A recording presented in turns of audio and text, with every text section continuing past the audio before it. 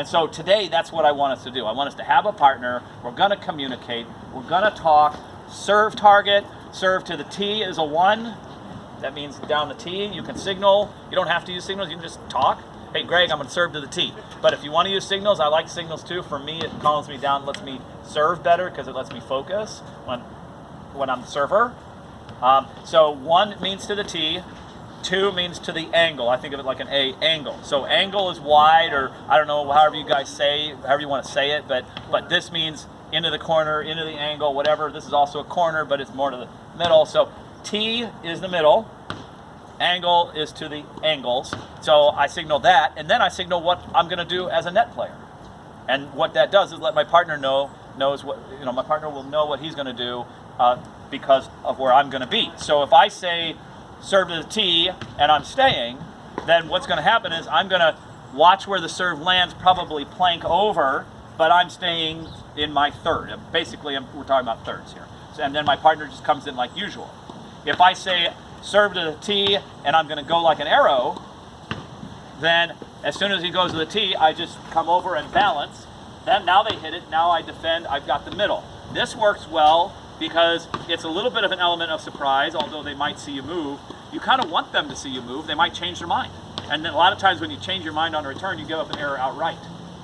Now, when I come to the middle third, this works to take away the cross-court ball, right? Which is also why Aussie works, right? Aussie works because I'm closer to the net, even 2 steps back. 1, 2, there's bigger angles. So that's why Aussie works by staying up close, because now I can cut this ball off, whereas 2 steps back, like where I would get my balance point, this might be tough for me to get. 1, 2. So I position myself here, my partner serves, and my partner will run up to cover my down the line third. Okay? So Tom, you want to run over here real quick? We'll quickly demo. When you go Aussie, does your partner typically serve it down the tee? I like the tee because it keeps the ball coming out of the middle, doesn't give them an angle. But guess what? I mean, it depends. You got a lefty there. Maybe you don't serve tee. Maybe you want to serve angle. Maybe they're grooved and you want to throw them off balance a little bit by trying it. I'm a big believer in sometimes trying unconventional things. Almost every pro you'll ever talk to will say, serve to the tee, it keeps the ball coming out of the middle. I'm a big believer, if this is like a good target for you on the serve, like maybe that's you got a little more junk on it or whatever, serve there, see if they can even handle it.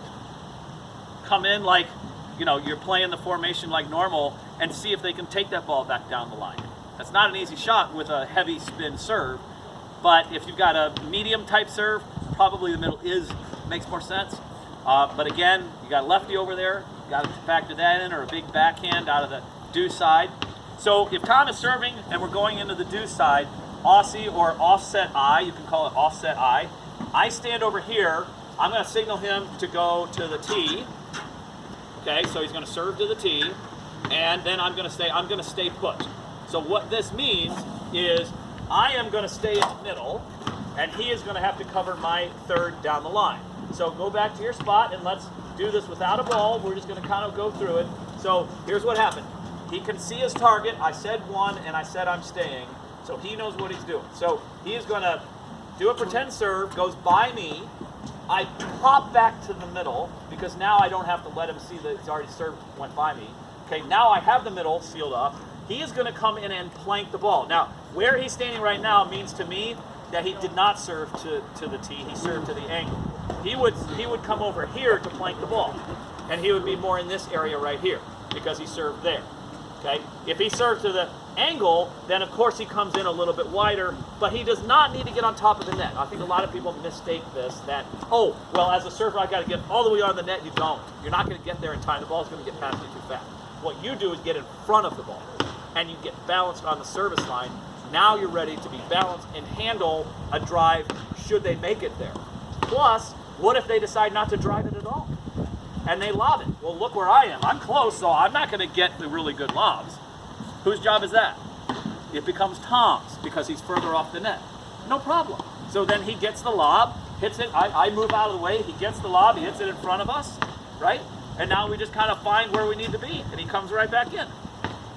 So offset I, serve goes by, pop to the middle. If you're doing the same thing to the ad side, offset I, they get it there, pop to the middle. The pop to the middle is the thing people forget. That's what people forget. And what they do is they go, okay, can you see? Can you see? So they hit it, and then they're like, okay, I'm ready. And then the ball goes right through the middle, and they're like, I'm trying to get it. I can't get it. You know, it's like because they actually weren't covering the middle third. So we've got to cover the middle third. We've got to get in the middle. This is what makes this work. Any questions about how to do the offset I or Australian? And I can do this also go. I can do, let's say we're going to the deuce again. And Tom serves to the tee. I give him the serve to the tee, and I'm going like an arrow. You go like an arrow. So you go one, go. And of course you're doing it behind your back so the other team can't see. So he goes boom, and I go wah, wah, and he comes in like usual. So he just comes in like usual. What did it do? It gave him a different look, gave him something else to think about, and didn't just make it, vanilla for them to come after us. So that's what I want us to work on today. We're going to work on all that stuff, communication, signals, etc. Any questions right now about what we just went over? Most of this should be review. You guys should already have been through most of this, right? Talking, lots of communication. It's so important. We have to have a plan. Okay, let's get with our